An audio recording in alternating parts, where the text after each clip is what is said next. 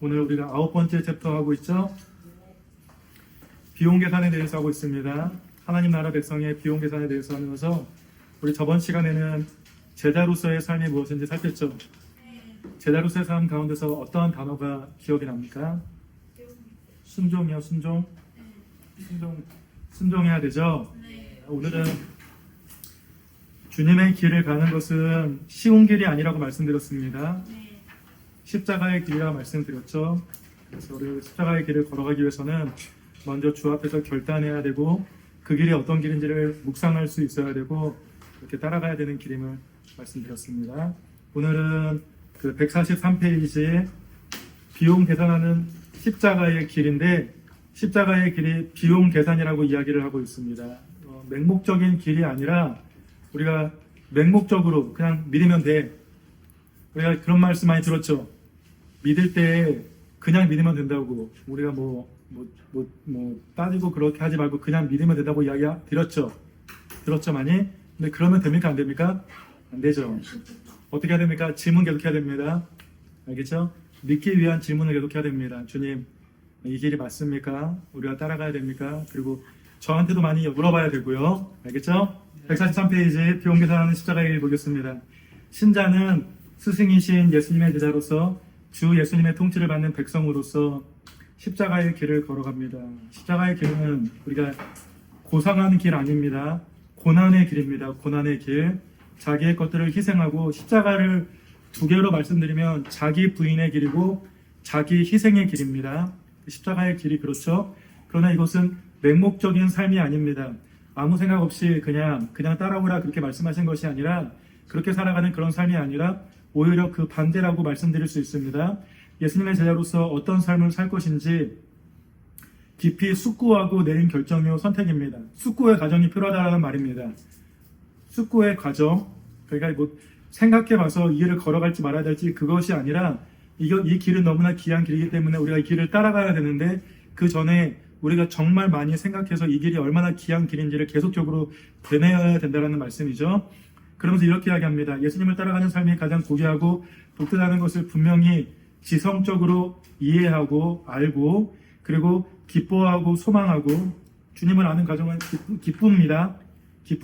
그리고 그 감정적 수용이라고 이야기하고 있죠. 그리고 의지적 선택으로 결정에 따른다라고 이야기하고 있습니다. 그러니까 우리가 말하는 지정의, 이성과 감성과 감정과 의지가 다 복합된 것이 십자가의 길이라고 말씀을 드리는 것이죠. 그러면서 신자가 예수님을 따라 살아갈 것을 어떻게 결정하는지 살펴보겠습니다. 아래 보면 두 가지 예화가 나와 있어요. 두 가지 예화가 나와 있는데 이 예화는 이 길을 걸어갈 때 우리가 먼저 고민해 봐야 될 것이 무엇인지를 이야기해 주고 있습니다. 제가 한번 말씀드리면서 설명드릴게요. 약간 좀 생소한 예화일 수도 있는데요. 볼게요. 14장 25절 이렇게 이야기합니다. 수많은 무리가 함께 갈새 예수께서 돌이키사 이르시되 물은 내게 오는 자가 자기 부모와 처자와 형제와 자매와 더욱이 자기 목숨까지 미워하지 아니하면 능히 내 제자가 되지 못한다라고 이야기하고 있는데 여기서는 중요한 말이 자기라는 말입니다. 자기. 그러니까 자기에게 있는 것, 우리가 아까 자기 희생이나 자기 부인을 말씀드렸죠. 그것보다 먼저 예수 그리스도를 우리가 절대적으로 우선순위에 놓을 수 있어야 된다는 이야기입니다. 부모 미워하고 부모 버리고 자식들 버리고 그런 것만을 말씀드리는 게 아닙니다. 훨씬 더 소중한 게 있다라는 말입니다. 예수님께서 우리가 보면 베드로를 따라오라 말씀하시죠. 갈릴리 바다에서 그 어부일을 하던 베드로를 따라오라고 말씀하시고 그 다음에 그 야고보와 요한을 따라오라 하시는데 그들이 어떻게 했습니까? 즉시 버리고 따라갔다라고 이야기하고 있습니다. 베드로와 요한이 요한과 야고보가 예수님 버렸습니까? 부모 버렸습니까? 안 버렸습니까? 안 버렸죠. 그 말의 의미가 그게 아닙니다. 알겠죠? 베드로 거기 자기 장모한테 다시 가가지고 거기 장모가 낳는 것도 나와 있고 그리고 그 버린다는 의미가 그게 아닙니다. 진짜 중요한 게 무엇인지를 안다는 것이죠. 알겠죠? 그렇게 이야기하고 있습니다. 그러면서 28절 볼까요? 27절부터 볼게요. 누구든지 자기 십자가를 지고 나를 따르지 않는 자도 능히 내 제자가 되지 못하리라. 그러니까 제자가 되기 위해서는 자기 십자가를 지고 따라야 된다는 말입니다. 28절에 하나의 비유를 말씀하십니다. 너희 중에 누가 망대를 세우고자 할진대 자기의 것이 중궁하기까지 족할는지 먼저 앉아 그 비용을 계산하지 아니하겠느냐. 그렇지 아니하여 그 기초만 쌓고 능히 이루지 못하면 보는 자가 다 비웃어 이르되 이 공사를 시작하고 이 사람이 공사를 시작하고 능히 이루지 못하였다 하리라. 무슨 말인지 이해되세요? 만약에 우리 회원 선생님이 집을 지어요. 집을 지을 때 집이 얼마가 될지 계산하고 집 짓습니까? 아니면 계산하지 않고 집 짓습니까? 만약에 집을 짓는데 만약에 3억이 들어간다고 생각을 해요. 근데 1억만 있다고 집 짓는 사람이 있습니까? 없습니까? 없죠. 1억만큼만 짓고 그 다음에는 못 짓기 때문에 그럼 폐허가 돼버리잖아요. 그 말을 하는 거예요. 망대를 예로 들면서 망대를 지을 때 누가 계산해보지 않고 그걸 막 함부로 짓느냐. 맞죠? 그러니까 그렇게 이야기하면서 비용을 계산하지 않겠느냐라고 이야기하면서 우리에게도 이야기하는 거예요. 십자가의 길을 걸어갈 때 우리가 먼저 이런 과정이 있어야 된다는 것이에요. 십자가의 길은 그냥 쉬운 길이 아니에요. 아까 앞서 말씀드렸던 것처럼 부모보다 자기의 그 어떤 것보다 훨씬 더 그 길을 소중하게 여기고 걸어가야 되는 길인데 그 누가 그것을 아무렇지 않게 준비하고 막 덤벼들 수 있냐라고 이야기를 하는 겁니다. 두 번째 비유를 보겠습니다. 이번에는 전쟁에 대한 비유입니다. 전쟁에 대한 비유 31절입니다. 또 어떤 임금이 다른 나라의 임금과 싸우러 갈 때, 전쟁하러 갈 때 먼저 앉아 1만 명으로서 저 2만 명을 거느리고 오는 자를 대적할 수 있을까? 헤아리지 아니하겠느냐. 나한테는 1만 명이 있어요. 그런데 저 임금한테는 2만 명이 있어요. 전쟁 나가겠습니까? 안 나가겠습니까? 네. 안 나가겠죠. 그때는 방어를 한다든지 아니면 뭐 군사력을 좀 더 세게 한 다음에 싸워서 이길 수 있다고 판단이 될 때에 나가겠죠. 네. 그걸 묻고 있는 것입니다. 그러면 32절에 볼까요? 만일 그렇게 하지 못할 터이면 그가 아직 멀리 있을 때에 사신을 보내어 화친을 청할지니라. 전쟁을 못할 것 같으면 가서 좀 우리 화해하자 그렇게 말할 것이다 라고 이야기하는 것이죠. 그러면서 33절에 이렇게 이야기합니다. 이와 같이 너희 중에 누구든지 자기의 모든 소유를 버리지 아니하면 능히 내 제자가 되지 못하리라. 이게 33절이 여기에서 가장 핵심인 말씀이 되겠습니다. 우리가 주님의 길을 걷는다는 것, 제자가 된다는 것, 제자의 삶을 살아간다는 것은 무엇이냐면 자기의 모든 소유를 버리는 그런 비용 계산이 필요하다는 이야기입니다. 그러니까 쉬운 길이 절대로 아니라는 말이죠. 이때는 더욱 그랬겠죠. 이때는 예수님을 믿는다는 게 정말 쉬운 일이 아니었습니다. 지금도 마찬가지 아닙니까? 우리가 어디에서 예수 그리스도의 방법으로 살아갈 때 못하게 되는 것이 얼마나 많이 있습니까? 마찬가지 이야기가 생각이 됩니다. 34절 볼까요? 약간 좀 생뚱맞다라는 그런 느낌이 드는데 이렇게 이야기합니다. 소금이 좋은 것이나 소금도 만일 그 맛을 잃으면 무엇으로 짜게 하리요? 그러니까 무슨 말입니까? 너희가 제자이면 소금이다라는 말입니다. 알겠죠? 딴 맛 안 내면 제자가 아니라고 이야기를 하는 것입니다. 그러니까 지금 쭉 말하는 게 무엇이냐면 비용 계산에 대해서 이야기하지만 무엇보다 제자됨이 무엇인지를 이야기하는 것입니다. 제자됨, 자기의 모든 소유를 버리는 것, 희생하는 것, 헌신하는 것, 그리고 소금으로서 맛을 내는 것. 소금이 맛 안 내면 어떻게 됩니까? 버려져서 밟힌다라고 이야기를 하고 있죠. 35절 보겠습니다. 땅에도 걸음에도 쓸데없어 내버리느니라. 들을 귀가 있는 자는 들을지어다 하시니라 라고 이야기하면서 예수님께서 제자의 길, 십자가의 길을 걸어가는 것이 얼마나 만만치 않고 우리가 그것들을 먼저 생각해보고 고민해보고 그 길을 걸어가야 되는지를 이야기하는 것입니다. 이 얘기는 아니죠. 너희가 생각해보고 결정해라. 어려울 것 같아? 그러면 오지마. 그렇게 말씀하시는 게 아닙니다. 어려운 길이고 힘든 길이지만 이 길이 생명의 길이기 때문에 너희가 이런 것들까지 감수하면서 따라올 수 있어야 된다라고 이야기하시면서 그러면서 이 길을 걸어갈 수 있는 이유가 주님께서 우리와 함께 하시기 때문이라는 것을 우리가 다시 한번 새겼으면 좋겠습니다. 이해되시죠? 네. 다음 페이지 보겠습니다. 1번 문제 볼게요. 예수님은 자신을 따르고자 하는 많은 사람들에게 제자가 될 수 없는 사람에 대해서 분명히 말씀하셨다. 어떤 사람이 예수님의 제자가 될 수 없습니까? 25절부터 27절, 33절에 보면 그거 나와 있는데 먼저 아래 붉은 글씨 한번 보겠습니다. 성경에 미워하다라는 표현은 실제로 싫어하거나 증오한다라는 의미가 아니라 그 외에 다른 것을 더 중요하게 여기고 소중하게 생각한다는 의미이기도 하고, 그리고 그 앞에 말도 우리가 놓치면 안 됩니다. 싫어하고 증오한다 이렇게 말하면 안 되잖아요. 그래서 이거를 반감시키기도 하는데 근데 이렇게 생각하면 됩니다. 정말로 중요한 게 무엇인지를 이야기하는 것. 알겠죠? 네. 그러면 어떤 사람이 예수님의 제자가 될 수 없습니까? 첫 번째, 자기 부모. 또 뭐라고 이야기하고 있죠? 형제, 처자, 자매, 목숨. 목숨. 이걸 미워하지 않는 자는 제자가 될 수가 없다고 이야기하는 거죠. 그러니까 다른 것을 더 소중하게 여기는 사람입니다. 근데 다 이렇지 않습니까? 이번은 두 번째는 뭐가 될까요? 자기 십자가를 지고 나를 따르지 않는 자는 제자가 될 수 없다라고 말씀하시고 있습니다.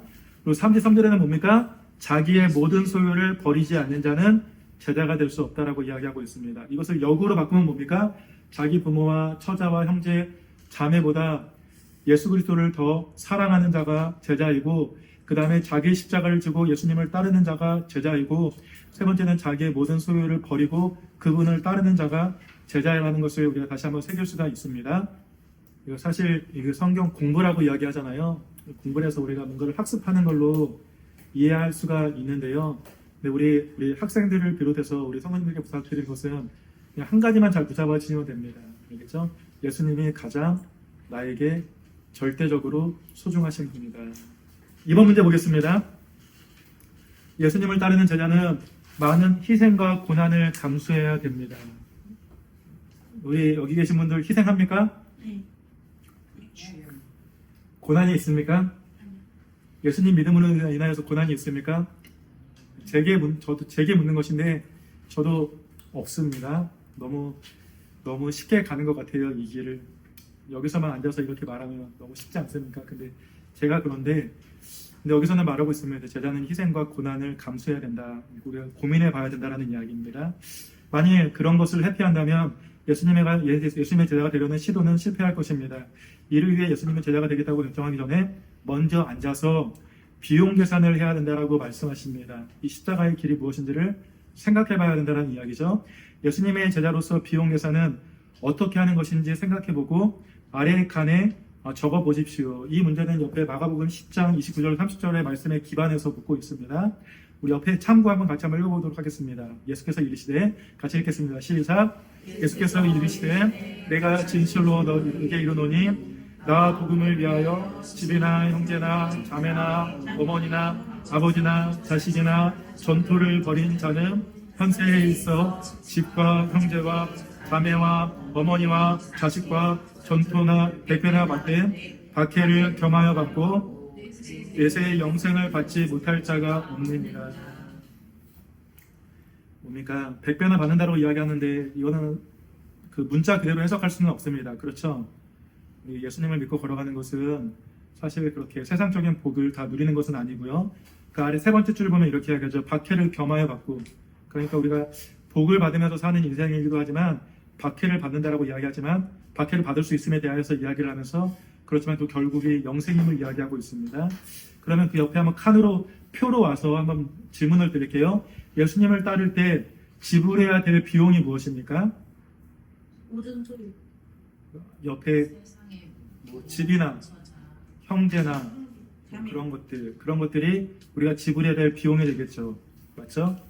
관계도 지불되고 물질도 지불이 되고 시간도 지불이 되고 우리가 살아가는 그 모든 영역들이 그렇게 비용으로 들어간다라고 이야기를 하고 있습니다. 그렇죠? 아마 지금도 마찬가지 아닙니까? 지금도 비용 계산하고 이곳에 오신 것이죠. 우리 지금 시간에 보통 사람들 뭐 합니까? 직장인들은 쉬고 싶고, 그렇죠? 쉬고 싶고. 근데 그 쉼을 비용으로 하는 것이죠. 희생해야 됩니다. 근데 이 자리에 있는 게 너무 감사한 일이죠. 근데 그 비용 지불로 얻을 수 있는 유익이 무엇입니까? 두 가지를 말씀하세요. 내세만 이야기하는 것이 아니에요. 현세에도 복을 말씀하세요. 자칫 이렇게 치우칠 때가 많이 있습니다. 우리가 하늘만 소망하자. 근데 그것이 한쪽으로만 치우칠 말씀입니다. 하늘을 소망하지만 우리가 지금 어디서 살아갑니까?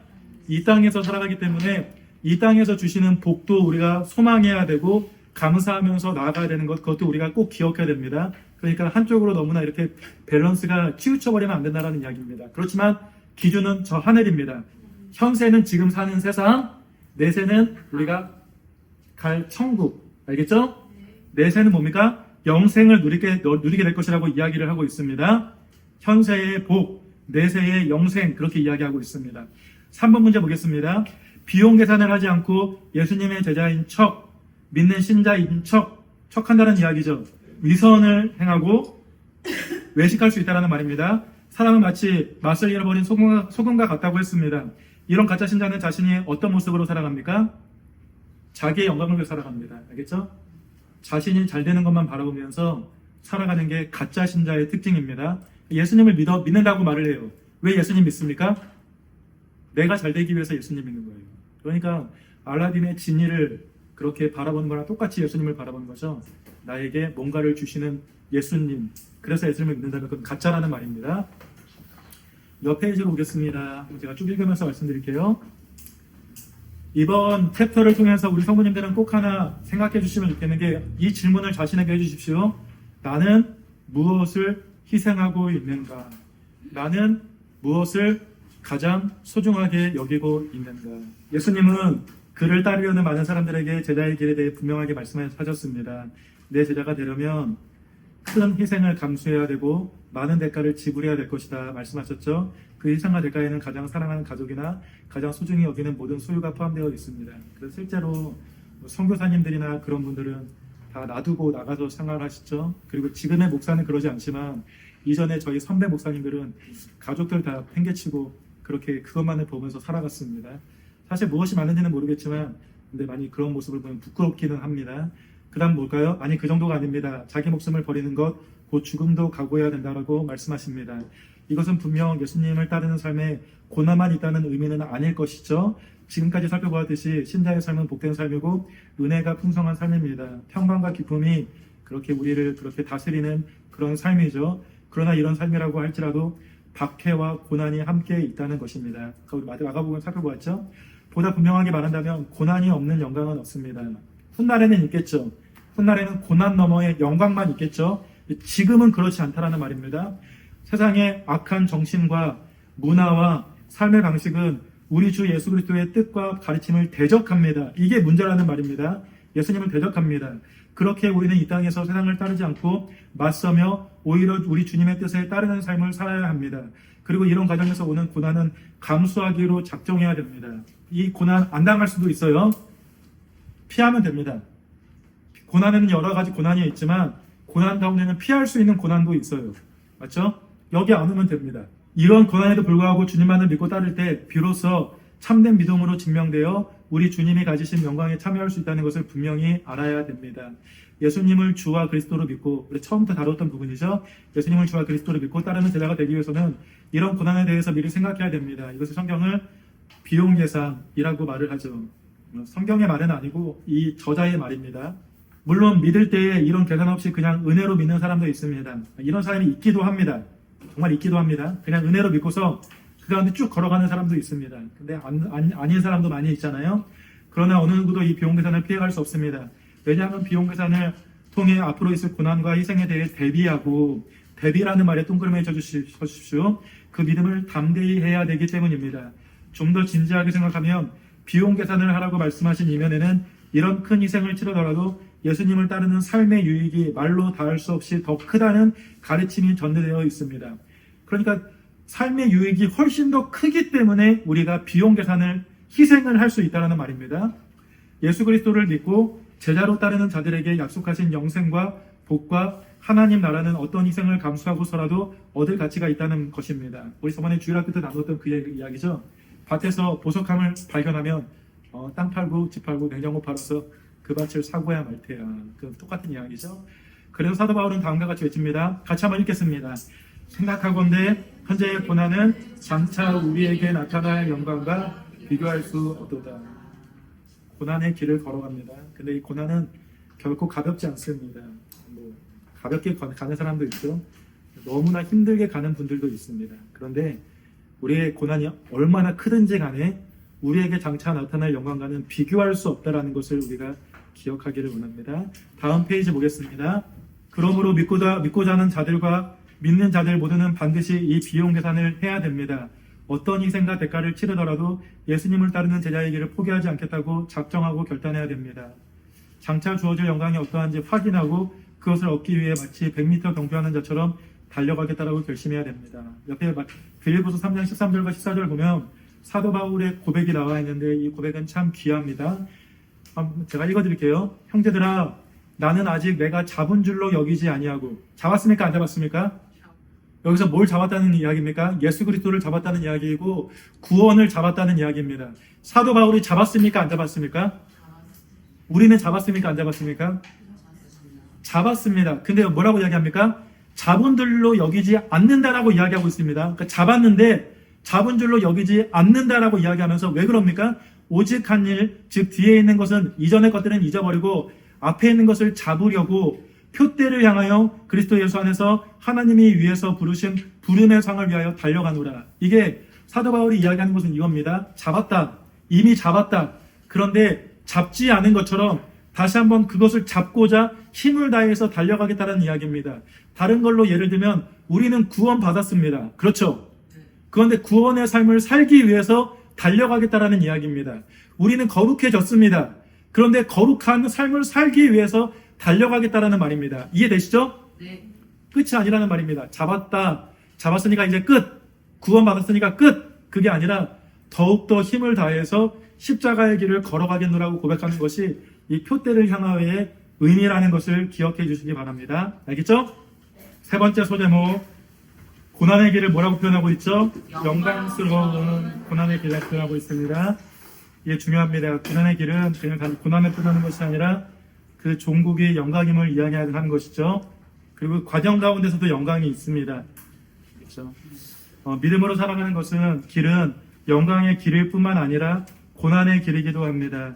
우리 주님이신 예수님이 앞서서 걸어가신 그 십자가의 길을 이제 우리도 걸어가고 있기 때문입니다. 이런 고난은 때때로 보통 사람이 감당하기 어려운 고난일 수도 있죠. 이런 고난이 오면 우리는 어떻게 해야 됩니까? 아무리 비용 계산을 했다고 하더라도 감당하기 어려운 고난이 오면 어떻게 해야 됩니까? 이게 많은 성도님들의 질문이죠. 감당할 수 있는 고난이라고 하는데 지나고 나면 감당이 됐지 당시에는 감당이 됩니까? 사실 이 말은 너무 어려운 말입니다. 너무 어려운 말입니다. 그 다음 질문, 우리는 이런 고난을 잘 감당할 수 있을까요? 큰 고난이 올 때 우리는 끝까지 믿음으로 인내하며 마지막 영광의 자리까지 나아갈 수 있을까요? 예라고 답할 수 있는 이유는 우리가 할 수 없지만 성령님께서 성도를 견인하게 하셔서 끝까지 인도하시기 때문입니다. 우리는 할 수 없지만 성령님께서 우리를 인내하게 하십니다. 그 길을 걸어갈 수 있도록. 고린도전서 10장 13절 말씀, 이 말씀은 많은 사람들이 붙들고 살아가는 말씀이고 우리 성도님들이 때마다 고백하는 말씀이기도 하지만 저는 이 말씀 되게 어려운 말씀이라고 생각이 되는데요. 이렇게 이야기하죠. 사람이 감당할 시험 밖에는 너희가 당할 것이 없나니 오직 하나님은 미쁘사. 미쁘사의 뜻이 뭐예요? 신실하다는 말이에요. 신실하다, 진실하다라는 말이에요. 오직 하나님은 신실하셔서 너희가 감당하지 못할 시험을 허락하지 아니하시고 시험 당할 즈음에 또한 피할 길을 내사 너희로 능히 감당하게 하시느니라. 다른 길을 주신다 합니다.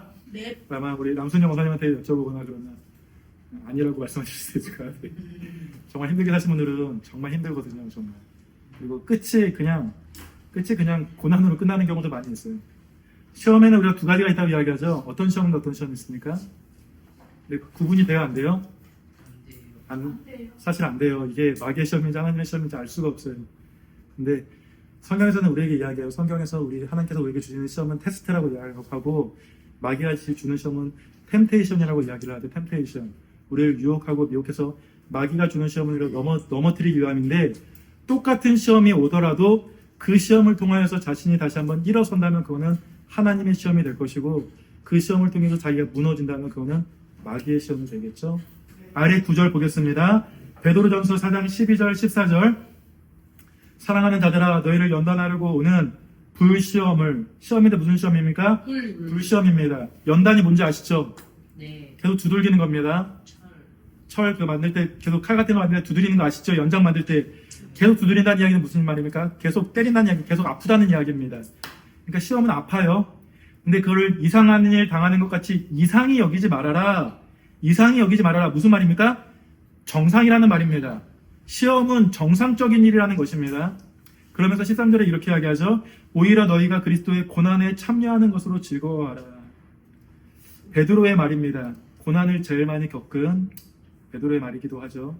그러면서 14절 너희가 그리스도의 이름으로 치욕을 당하면 복 있는 자로다. 영광의 영 곧 하나님의 영이 너희 위에 계심이라. 성령님을 이야기하죠.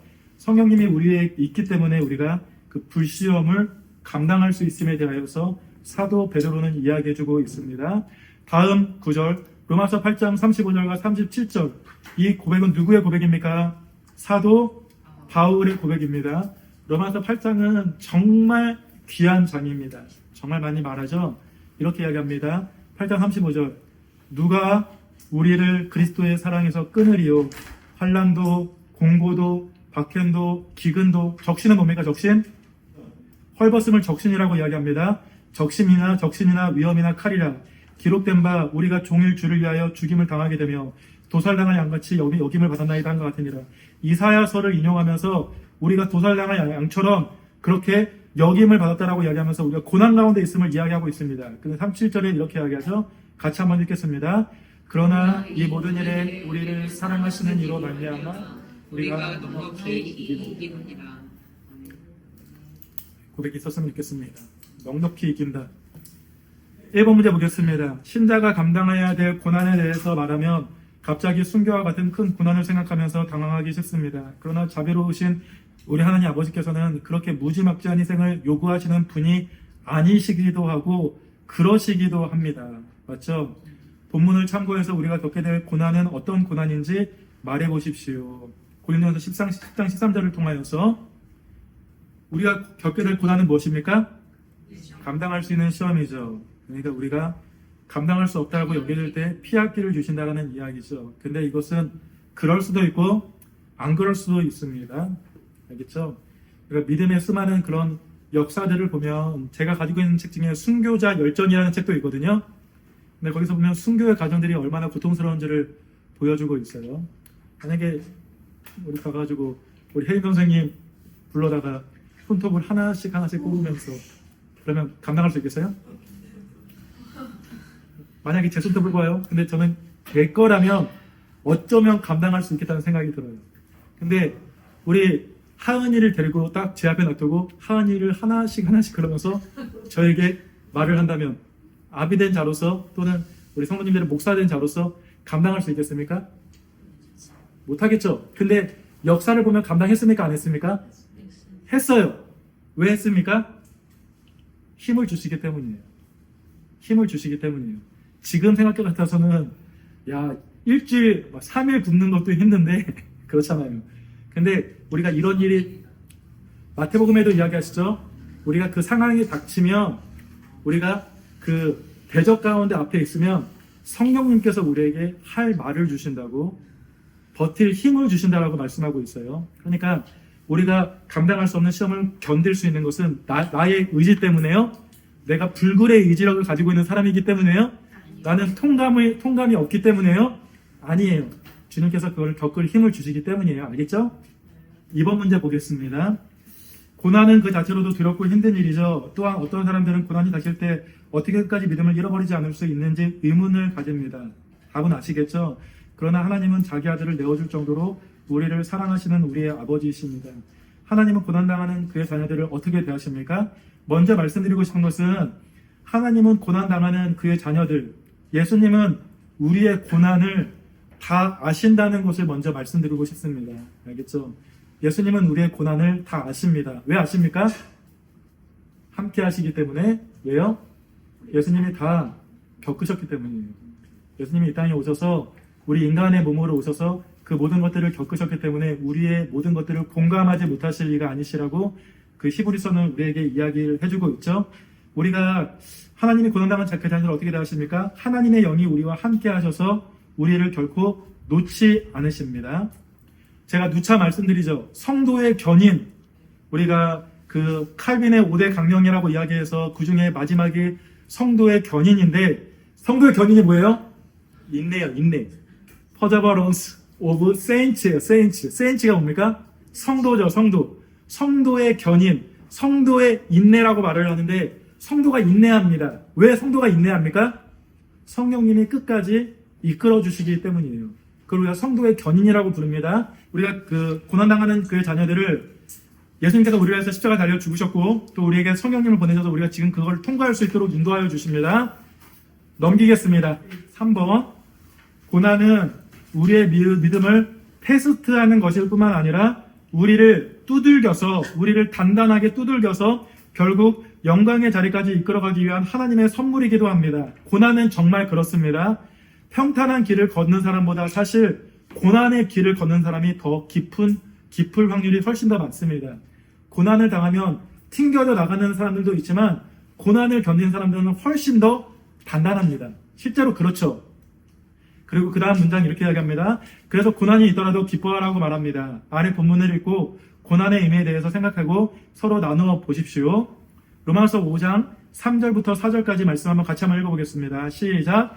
다만 이뿐 아니라 우리가 환난 중에도 즐거워하나니 이는 환난은 인내를, 인내는 연단을, 연단은 소망을 이루는 줄 알미로다. 모든 단어가 중요하지만 환난과 소망에 동그라미 쳐주시기 바랍니다. 환난을 통하여서 결국에 우리에게 무엇이 생겨나는 이야기입니까? 참된 소망을 바라보게 된다는 말입니다. 알겠죠? 중요합니다. 로마서 8장 17절 말씀 같이 한번 또 읽겠습니다. 자녀이면 또한 상속자 곧 하나님의 상속자요 그리스도와 함께한 상속자니 우리가 그와 함께 영광을 받기 위하여 고난도 함께 받아야 할 것이니라. 우리가 하나님의 자녀라고 이야기합니다. 상속자라고 이야기합니다. 영광도 받고 고난도 받는 상속자라는 사실을 기억해 주시고, 그리고 베드로전서 1장 6절 7절 말씀 같이 읽겠습니다. 그러므로 너희가 이제 여러 가지 시험으로 말미암아 잠깐 근심하게 되지 않을 수 없으나 오히려 크게 기뻐하는도다. 너희 믿음의 확실함은 불로 연단하여도 없어질 금보다 더 귀하여 예수 그리스도께서 나타나실 때에 칭찬과 영광과 존귀를 얻게 할 것이니라. 베드로전서 1장 6절부터 7절 첫 번째 줄에 마지막에 잠깐이라는 말에 동그라미 쳐주시기 바랍니다. 고난을 당합니다. 근데 잠깐이라는 것, 영혼을 기준으로 할 때 잠깐이라는 것, 알겠죠? 그러면서 믿음의 확실함을 강조하고 있고요. 우리 마지막 구절 베드로전서 4장 12절 13절 같이 한번 읽겠습니다. 사랑하는 자들아 너희를 연단하려고 오는 불시험을 이상한 일 당하는 것 같이 이상히 여기지 말고 오히려 너희가 그리스도의 고난에 참여하는 것으로 즐거워하라. 이는 그의 영광을 나타내실 때에 너희로 즐거워하고 기뻐하게 하려 함이라. 우리가 지금 읽은 구절들 있죠? 이것을 꼭 기억해 주시기 바랍니다. 어려움 가운데 있을 때 이런 구절들을 끄집어내서 우리가 묵상할 수 있어야 됩니다. 알겠죠? 근심 가운데 있을 때 우리가 정말 말로 할 수 없는 무너진 가운데 있을 때 이런 구절들을 보면서 우리가 충만한 그런 위로를 받을 수 있는데 그럴 때마다 이 구절들을 좀 새겨주시기를 바랍니다. 볼까요? 제가 적은 것들을 한번 하나씩 읽어드릴게요. 첫 번째는 고난이 소망을 확실하게 한다. 두 번째는 무엇이냐면 하나님의 자녀이기 때문에 고난이 주어진다. 여기서 말하는 고난은 저런 고난보다는 예수 그리스도를 믿음으로서 인하여서 생기는 고난을 생각하셔야 됩니다. 일반적인 고난 있잖아요. 병에 걸리거나 무슨 일이 어렵거나 그런 고난도 고난이겠지만 여기서 말하는 고난은 예수 그리스도를 믿음으로서 생기는 고난에 대하여서 조금 더 중점을 둔다는 사실을 정말 기억해 주시기 바랍니다. 세 번째는 뭐냐면 고난을 통하여서 믿음의 확실함을 얻을 수 있다. 고난을 통하여서 믿음이 더욱더 견고해진다는 말이죠. 고난이 우리의 믿음을 자라게 합니다. 우리를 편하게 하고 그런 것보다 고난이 우리의 믿음을 자라게 합니다.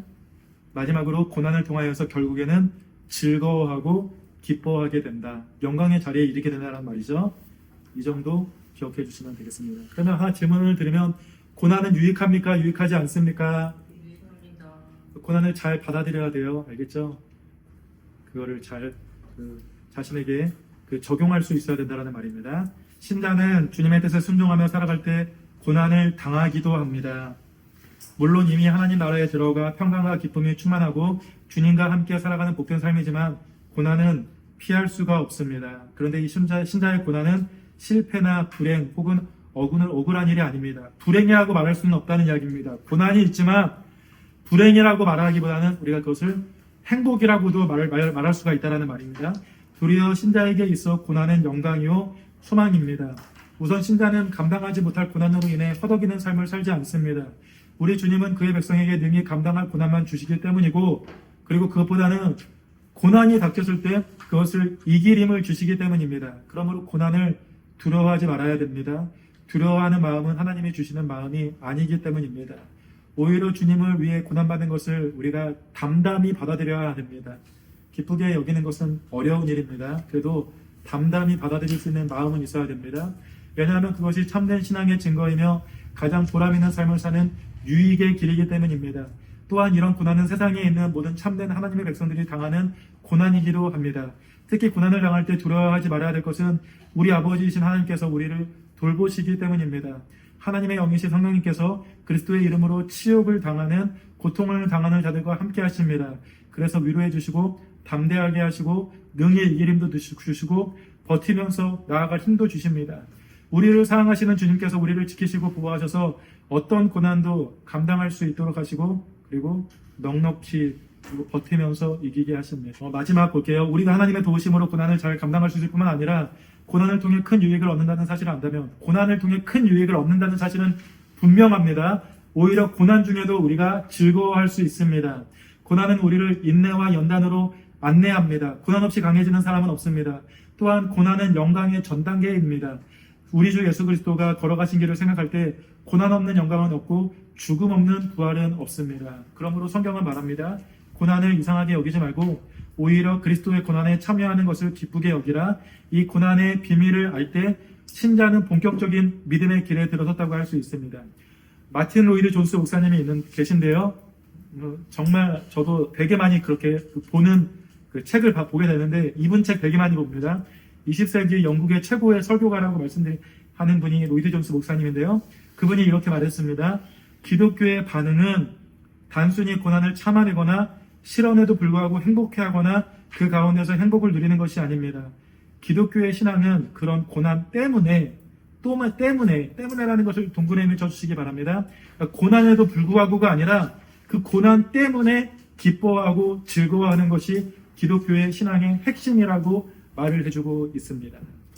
저는 이러한 내용을 접할 때 특히 우리 자라나는 우리 어린 학생들과 청년들에게 정말 권면하고 싶습니다.